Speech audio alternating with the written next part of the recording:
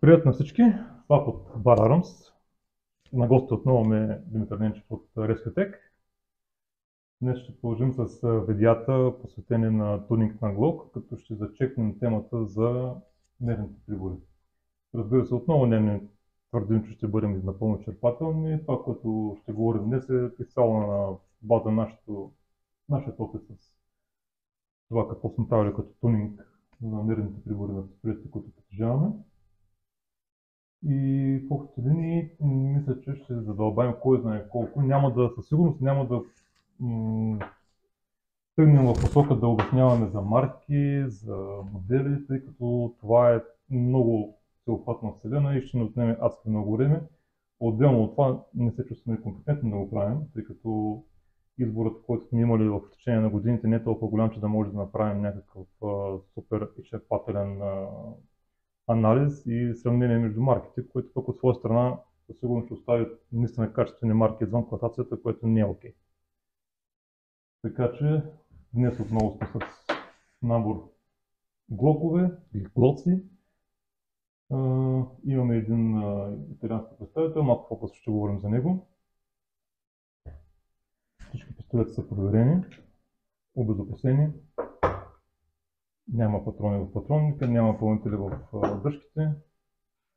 Всичко е безопасно откъм. Изпълнили сме мерките за безопасност. Да. Ще започна с моето оръжие, личното ми оръжие. Сега ще се старая, когато го показвам, да соча в тази посока. Това не е към Димитър, соча към стената. Отново повтаряме, пистолетите са обезопасени, безопасни са. Така че надявам се това да не е проблем. Когато избираме оръжие, е хубаво да имаме някакъв предварителен план на действие, тъй като това в последствие ще ни спести много пари. Реално погледнато този пистолет, когато го избирах, държах да бъде точно тази модификация. Да има релса отдолу, тъй като има същия модел от 48 без релса, и да бъде МОС вариант. Като МОС означава, так, какво означава МОС? Нямам никаква идея. Какво означава акронима, но съкръщението МОС означава, че има планка, която е монтирана от горната страна на блока. След премахване на тази планка имаме изрез, направен на фреза, в който може да се постави бързомерец или да се постави адаптерна планка и да сложим бързомерец отгоре. Да, точно така. МОС, ако трябва да бъдем конкретни, акроним означава Modular Optical System или модуларна оптична система на български, както и да го приведем. Идеята е, че пистолетът идва подготвен от фабриката на Glock с опция за поставяне на бързомер, без значение дали ще бъде директно върху блока, както е в моя случай. Това е модел на сайдмарк, при който монтажните винтове съвпадат с винтовете, които държат планката на пистолета, така че не е необходима адаптерна планка. Или ако сте избрали модел, в който няма същите размери, същата конфигурация на винтовете, в комплекта на пистолета има поставени 4 планки, които в общи линии покриват, да кажем, 95% от предлагането на пазара бързомери, без значение марка и модел. Аз имам въпрос. Додай го. Когато използваме планка, някои от пистолетите виждам, че са с планка. Монтажа на самата планка към блока на тези два пистолета ми харесва страшно много. После ще ги покажем и ще обясним защо. Планката има противооткатни щифтове, може да видим. Но самия бързомерец има ли противооткатни щифтове?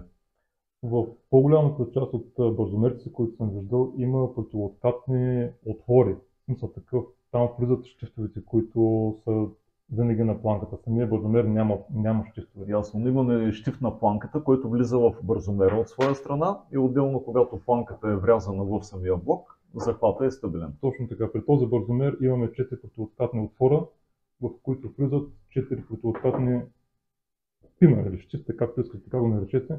Като е хубаво да се знае, че основното натоварване на бързомера се поема от тези щифтове, а не от винтовете, които са за монтаж.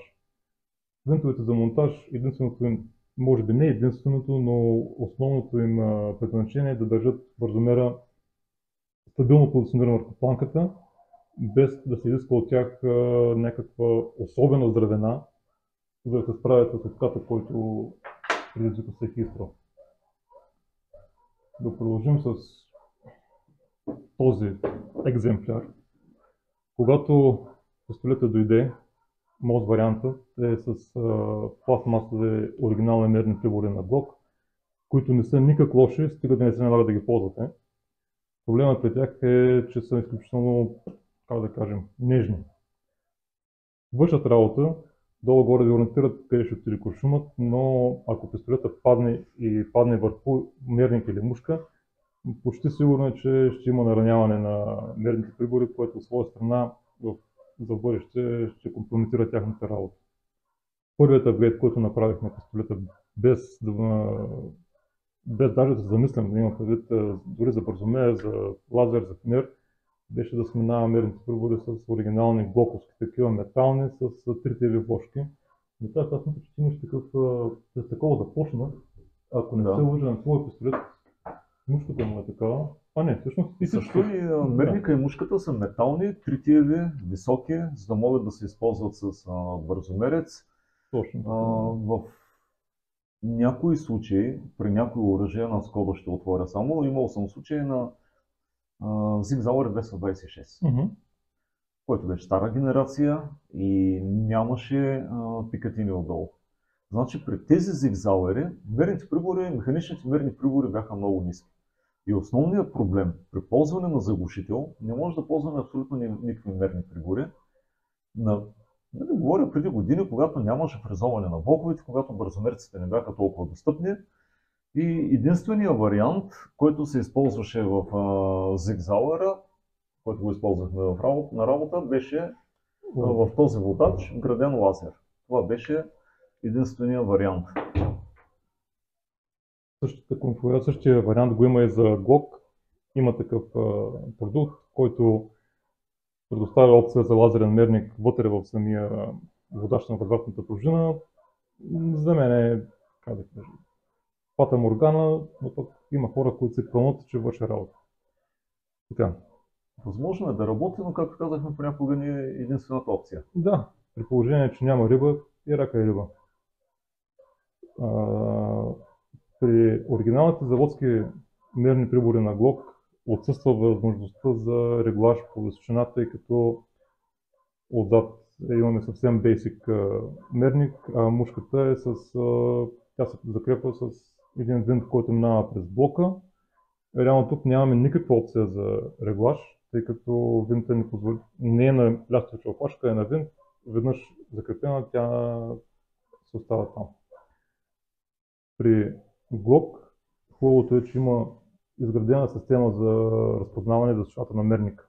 Както виждате, отзад има две линии, в случая, хоризонтални, като за всяка генерация, не за всяка генерация, за всеки модел има точно определен мерник, който ви дава заводската прострелка. Ако искате да регулирате, избирате по-висок или по-нисък. Не е това в момента темата на видеото, но е хубаво да го споменем като опция.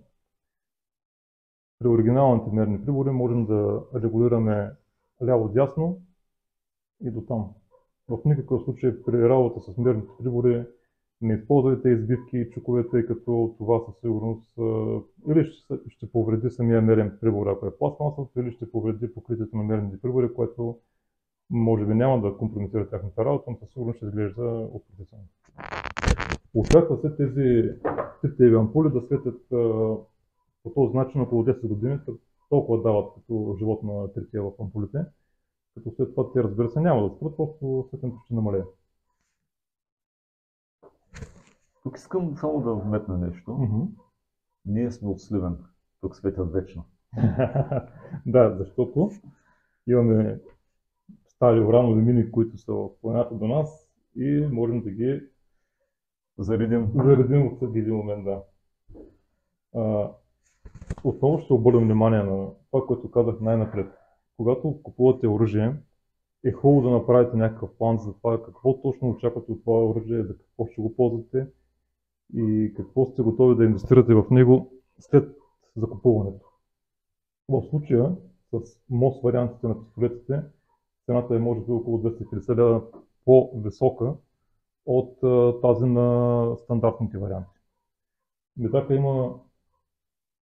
има опит, той ще сподели с вас колко му струваше нарязването на блока, защото доколкото спомням, твоето е само C, да. Това е компенсатор на блока и цвета. Блокът се дойде съвсем пълноразмерен, без никакви изрази, но пък той имаше желание да сложи червена точка и се наложи да зареже. Значи, нарязването на този блок, може да видите как е, бързомереца ляга вътре в блока, няма абсолютно никаква възможност да мръдне на някъде. Нарязването на този блок ми струва 250 лева тук в България. Монтирах по-високи мерни прибори механични, метални, тритиеви. Сложих си бързомерец, мерната ми линия на механичните мерни прибори и на бързомереца е една и съща, което мен ме устройва. В смисъл, дори да падне батерията или поради някакъв дефект този бързомерец да спре да работи, може спокойно да се продължи да се стреля с механични мерни прибори, като гледаме през стъклото. Тритиеви светят много добре в тъмното, доволен съм. За мен нарязването на блока, но това е пак лично мое мнение, нарязването на блока според мен е най-добрият вариант. Аз не харесвам нос системите, понеже в доста от случаите при доста бързомерци трябва да използваме планка, което за мен не е удачно. Сега тук имаме пистолет, който е без планка. Бързомерецът ляга в блока. Супер е! Имаме пистолети, на които планката е закрепена. Тъй като там е друг случай, ще кажа. Там е лекичко за контря. Да, планката влиза в израза на блока и опира отзад. Това е супер, много здраво. Но лично мое мнение, на мен лично не ми харесва поради ред причини, че бързомерецът дори и с противооткатни щитове е захванат директно за планката и при откат и накат бързомерецът не опира абсолютно никъде в блока.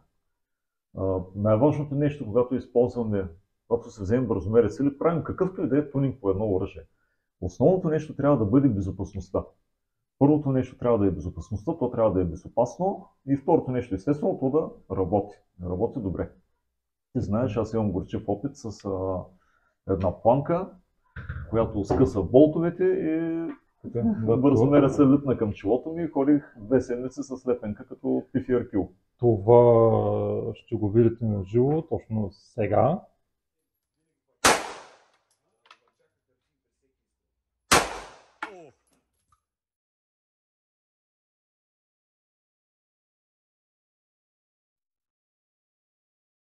Така. Идеята на този клип, който преди малко видяхте, е, че тогава пистолетът на Димитър все още не беше нарязан за бързомер и закрепването на бързомера, който тогава ползваше, стана на лястовичната опашка на самия блок. Беше избит оригиналният мирник и беше поставена такъв тип планка.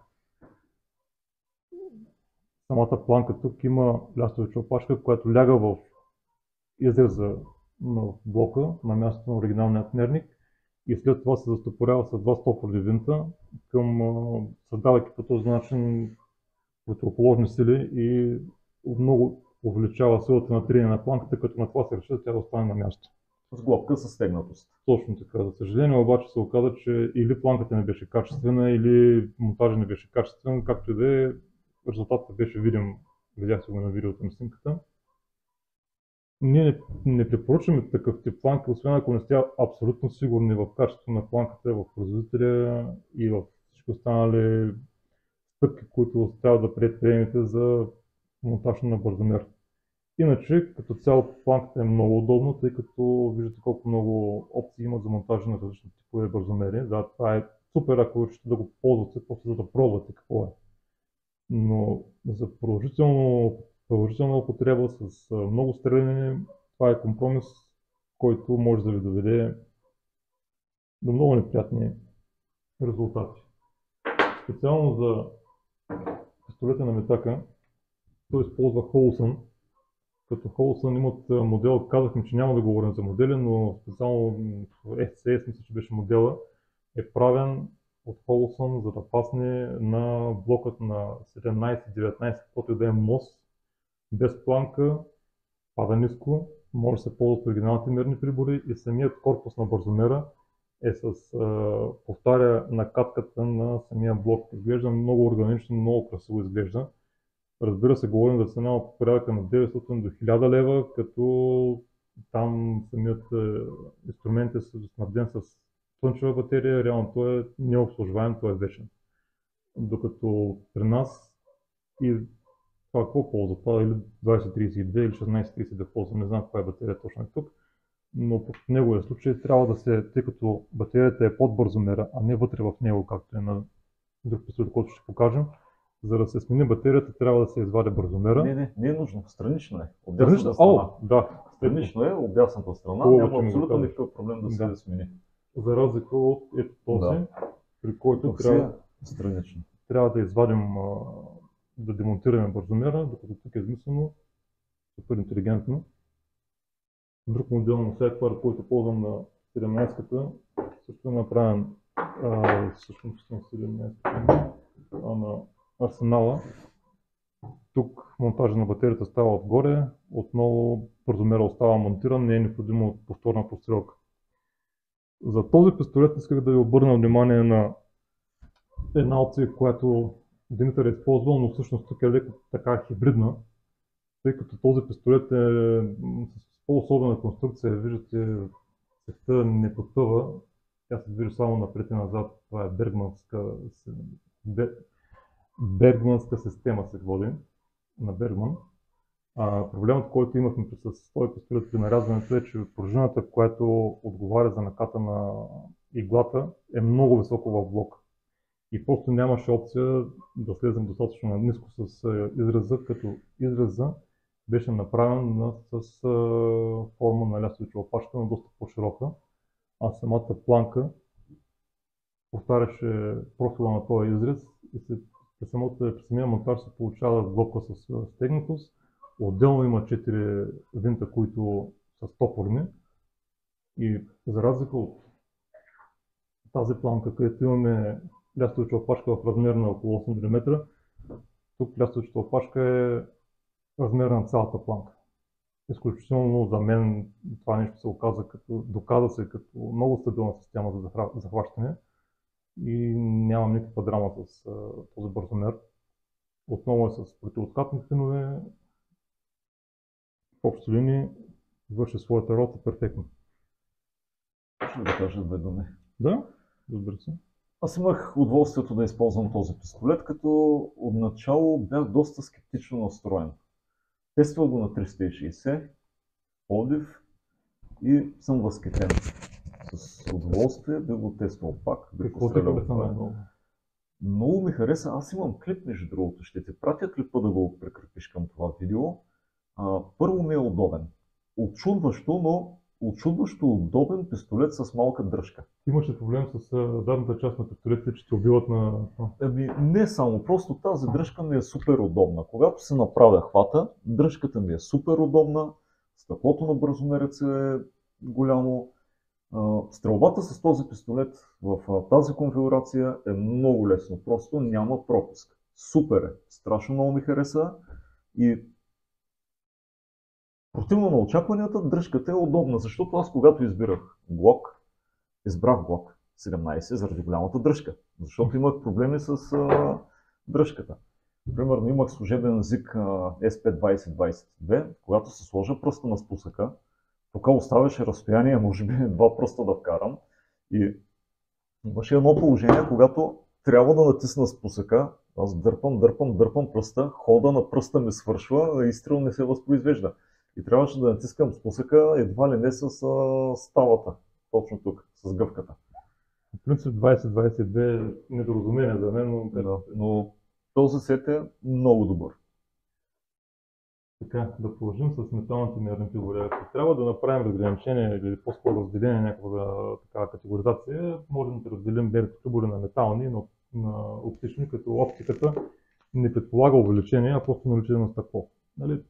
Към това ще причислим всички бързомери и червена точка. Металните прибори са метални.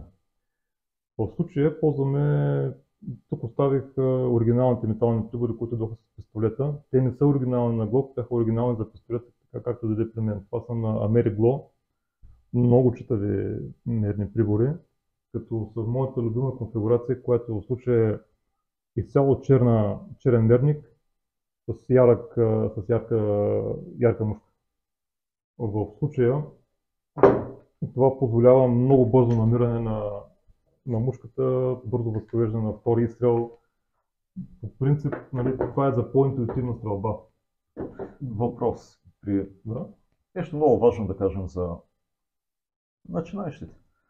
Защо мушката е ярка, а нямаме цвят? Къде трябва да фокусираме погледа си, когато се прицелваме с пистолет, да стрелба с пистолет? Зависи. Отварям скоба, ако търсим бързи попадения едно след друго, следим мушката. Ако търсим прецизна стрелба, следим мушката да бъде равна с мерника. Говорим при динамична стрелба, дефанзивна стрелба в реална ситуация. Къде трябва да фокусираме погледа си? Върху мишената. Върху мишената, като ярката мушка просто дава много бързо ориентир, че тя се намира къде. И насока, да. Докато ако имаш шарени и мерник и мушка, това вече може да те изиграе лоша шега. Това, което имах предвид преди малко да продължа, когато се стреляме прецизно, моето лично предпочитание е да използват фиброоптични мерни прибори, тъй като размера на фибровлакното може да варира от 0,8 до 2 мм според това какво желаете, как да го направите. Тук имаме представител на 1 мм фибровлакно. Моите фибровлакна са винаги зелени, тъй като моето око по-лесно ги набира. Сега има хора, които предпочитат червеното, тъй като това ми привлича повече вниманието, но за мен зеленото на фона на цяло черен мерник отрепало се е просто за стрелба. Това, което ви показах, е оригиналният мерник на този пистолет. LPA мерник е това с корекции по височина, ляво и дясно, много добър мерник, страхотен мерник, но просто, тъй като всички пистолети, които ползвам с червени точки, може да го демонтирам. Отново повтаряме, в никакъв случай не избивайте мерници с избивка, просто не се заслужава. Отседете някой да ви ги свали с правилните инструменти, такива. И по-щадяхте за оръжието и със сигурност ще имате много по-красиви мерни прибори като визия. Аз мога да потвърдя твоето мнение за мерните прибори на LPA. Да. Преди много години, още когато ги нямаше в България и още преди да почне вноса в България на LPA, това се поръча по щатите LPA на лястовича опашка за някакъв пистолет. Регулируем мерник с фиброоптични влакна и мушка. Имах тогава, не знам дали сме се познавали още с теб, имах един Байкал 442. Който така 9x18. грубо му разшири цевта ли? Така, да, от цевта ще стигнем, но този Байкал той беше с цев с 6 нареза, дворедов пълнител 12 наряден, бутон за сваляне на пълнителя. Първото нещо, което направих, избих мерника с чук и избивка. Изшлайфах на шмергела мушката, заварих на аргон новата фиброоптична мушка, набих мерника и също го заварих, после с дремела го шлайфах, оксидирах и се получи много добре. И наистина от LPA регулируемите мерници съм страшно доволен.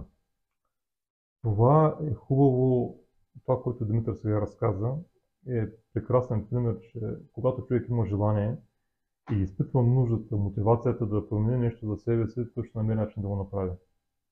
В никакъв случай не се примирявайте с нещо, че той изляза така от завода, нали, вие реално не правите промяна на конструкцията на пистолета. Ако сте решили да инвестирате 50-100 лева повече, но направете нещо за себе си и вземете нещо, което ще ви доставя удоволствие да ползвате. Отделно от това, че ще бъде много по-качествено най-вероятно. Сетих се какво ще да казвам. Когато купувате оръжие и обърнете внимание на мерните прибори, само за блок, може да ви направи впечатление, че мерника не винаги е пострада на блок. Нека това не ви притеснява. Всички блокове преди да бъдат пуснати за продажба са настроени, постреляни. Това, че мерникът е изместен наляво или надясно, означава, че компенсираме някъде другаде някаква неточност или просто производствена особеност. Тоест, ако този мерник е, да кажем, половин милиметър по-наляво, вие ще го виждате чисто визуално, че той не е висотата на блока, но това в никакъв случай няма да означава, че пистолетът ще бие на криво. Напротив, вярвайте на завода, определено правят грешки, но в това отношение едва ли ще се направят. Казвам го от опит, този пистолет беше с изместен мерник. В последствие се оказа, че така трябва да бъде.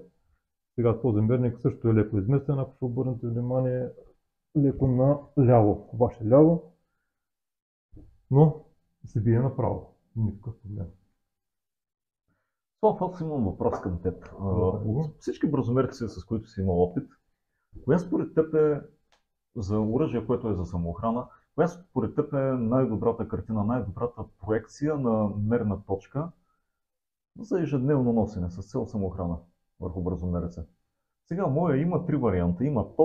Има точка с кръг и само кръг. Примерно. Ами, пак ще обърна лопатата и ще кажа зависи от какво очакваш да се случи. Дам пример, ако очакваш да стане нещо много бързо и трябва да използваш бързомер за част от секундата, за мен най-добрият вариант би бил това, което имаш като кръг. Големия кръг и точка. Големия кръг, не знам дали е 32 мо или колко се води, но определено това нещо позволява стрелба център body mass, нали, в централната точка на гърдите, да кажем, в рамките на 5 метра без никакъв проблем. В момента, който го поставиш върху тази мишена, ти знаеш, че кошума няма да оцели точно слънчевия сплит, точно между 2 и 3 ребро 3 см вляво, но попаденията ще бъдат на лице. Ако търсим по-голяма точност, по-добра прецизност, точката ти също е много хубава. Ако не се лъжа, беше колко? 2 мола, 3 мола? Мисля, че е 2. Не съм сигурен. Не знам проекцията на колко отговаря. Също самия Холсън като марка, нали, те са качествени, правят се доколко има в Китай, но са безумно качествени като инструменти, гаранцията е уникална. И това, което получавате като повторяемост на изстрелите, като настройка на бързомера, няма компромис там. 2 точка, това означава, че на 25 метра спокойно ще отдете десятка на спортна мишена за пистолет, която е може би колко се 20 метра. Да, около 1 инч. Да. Хубавото е също, когато имаме проекцията, нали, с този кръг. Сега не мога да кажа с точност, не си спомням просто каталожните данни, но тази проекция на кръга, тя отговаряше на размерите на, грубо казано, на човешка глава, ако не се лъжа, на 25 метра. Това се отнасяше за EOTech, за карабините, ако не се лъжа 522, ако Холсън са го казали, да. Има го, просто не съм сигурен за дистанцията, но е така. Проекцията на 25 метра, пак може да не оцелвам точната дистанция, но на определено разстояние проекцията на кръга отговаря на размерите на човешка глава. И ако трябва да се върнем пак на въпросите, конфигурацията кръг с кръст, беше ли с точка? Моят е с точка. Това нещо не ми е такова. Просто вече това ще претрупа картината и в един момент човек се бърка. Не е необходимо според мен. Така. Относно пистолетите, които са закупени без мост изрез, с гладък блок отгоре, така най-общо го кажем, има опция да бъдат нарязани на някои места в България качествено. Затова направете своето проучване. Нали. Това, което аз съм избрал за себе си, като хора, които работят в това нещо, са Spectre Arms в Бургас и ISN в Кюстендил. Но вашият опит може да показва друго, доколкото знам, метака е рязана в Spectre Arms. Да, и съм много доволен. Разбира се, там проблема не е по-скоро особеност, че момчетата наистина знаят какво правят и нещата стават с предварително записване, с оговорка и тогава, нали, може да ги посетите. За Кюстендил, доколкото знам е същото, в един момент се получава така, че необходимо е предварително планиране на апгрейдите, които ще правите в рамките на месец-два. Цените са въпрос на договорка, ако вземете от тях бързомер, цената ще бъде може би една, ако само искате израз, ще бъде друга. Нещо друго, което да пропускаме. Не е проблем да се вземете нормален пистолет с нормални мерни прибори и след това да минете на по-високи. Вече се продават в България такива мерни прибори, метака се ги взе, доколко знам от щатите, но винаги опцията да имате модерната думичка cold witness или дублиране на мерната линия с металните прибори и оптичния прибор, винаги е добре това нещо да се има, тъй като особено пък за оръжие, което е за самоохрана, тъй като нещата се скапат в най-неподходящия момент винаги. Имайте си го предвид, вземете си за високи мерни прибори, ако ползвате жерена точка в пистолет за самоохрана. При мен не се наложи, тъй като моят бързомер пада директно върху блока, няма го повдигането заради допълнителната планка и мога да използвам нормалните мерни прибори, като cold witness, без да се налага да купувам по-високо. Вече ако реша да ползвам заглушител, което е малко незаконно в този случай, много незаконно в този случай, тогава трябва да намерим по-високи, но това за оръжие за самоохрана е просто безсмислено.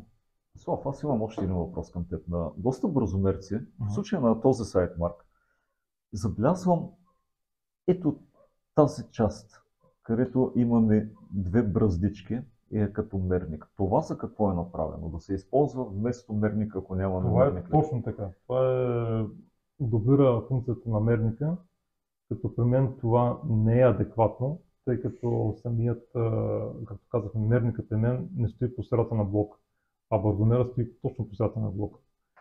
Дава някакъв ориентир в рамките на 5, максимум 10 метра, ще оцелите човешки торс, но в по-големи разстояния за прецизна стрелба не може да се ползва. Супер е като ориентир, веднага се вижда мерник, мушка може да намерите, но в зависимост от това как е сгубен пистолета, може да свърши перфектна работа на мерника, а в някакъв случай може да се ползва само като ориентир.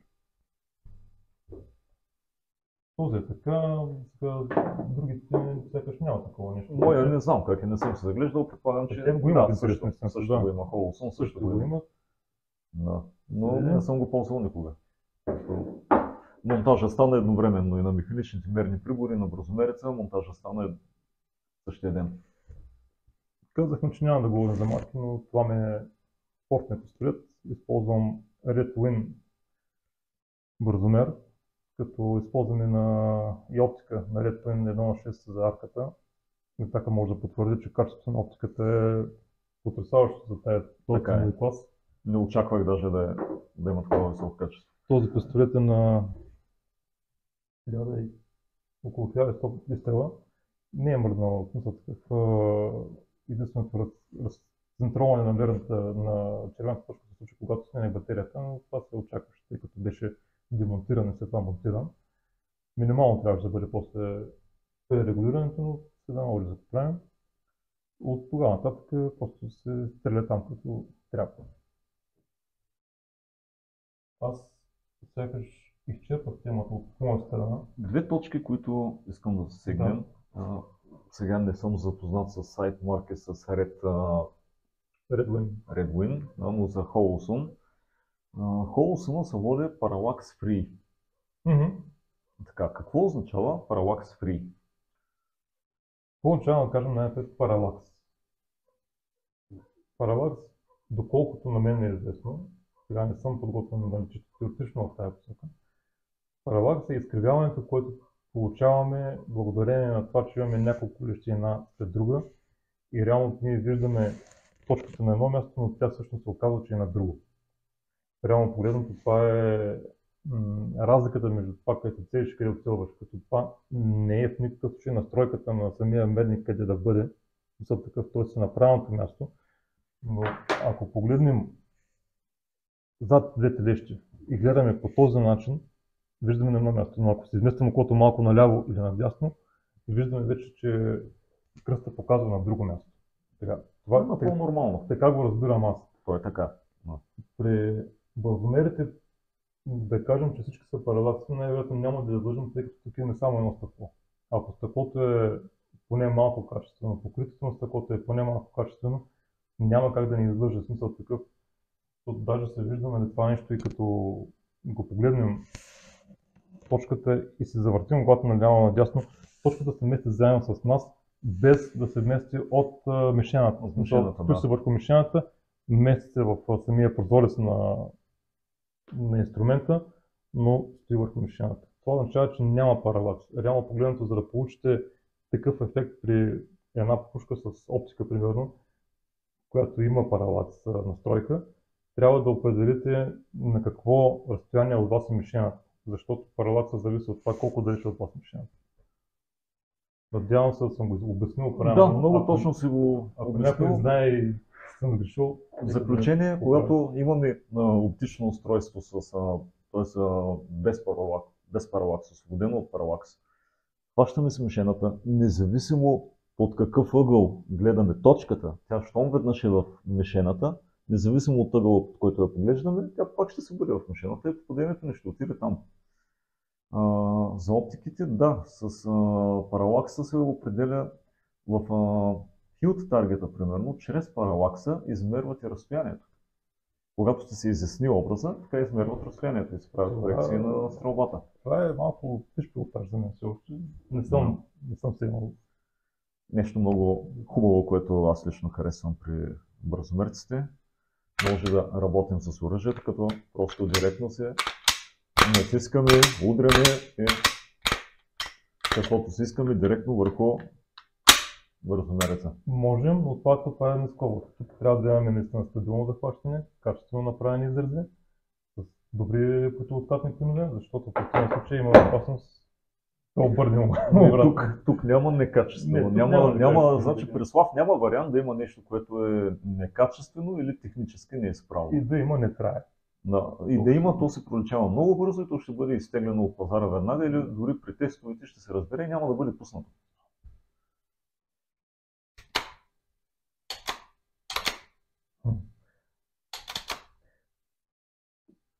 Много хубав пистолет. На мен ми харесва. Удобен е, готин е. Нали, не е по темата, но нека да покажем само това, което... Просто усещането, когато стреляш с този пистолет е съвсем различно. За такъв пластмасов пистолет, такива дълги релси, просто това гарантира супер прецизност и попаденията да бъдат винаги там, където показват мерните прибори. Много добра повторяемост. За него ще стане въпрос в някакъв следващ момент, може би ще направим цяло видео за него, но към момента темата на видеото е друга. Нещо друго да добавим? Какво да добавим? Искрено се надявам да не гледа някой стрелец от Тексас с кълбойските пистолети, които с ковани мерни прибори, без мерни прибори правят супер попадения, като за един пробит долар. Дан, мишените падат. Точно за неговите очи ще бъде най-вероятно някакви люблюци тук от стария континент, които търсят причина защо не са оцелили. Точно, оправдание. Грижете се за вашите мерни прибори, тъй като те се грижат за вас. Винаги внимавайте с това как монтирате и как настройвате. Имайте предвид, че пистолети, които се носят ежедневно в inside waistband или вътре в панталона или извън панталона, има тенденция да събират по волосинки и мърсотия. Много. Този пистолет е чистен вчера.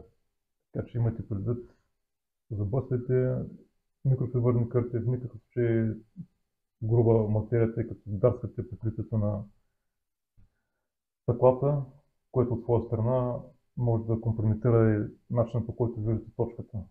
За да се вижда точката като точка, покритието трябва да бъде безупречно. В противен случай, че го видите като звезда, ще се видите така, се имате астигматизъм напредно. Добре. Благодаря на всички за търпението, което отново показвате. При мен беше Метака от Rescue Tech. Благодаря ви. Очаквайте нови видеа с нови интересни теми и до следващия път. До скоро.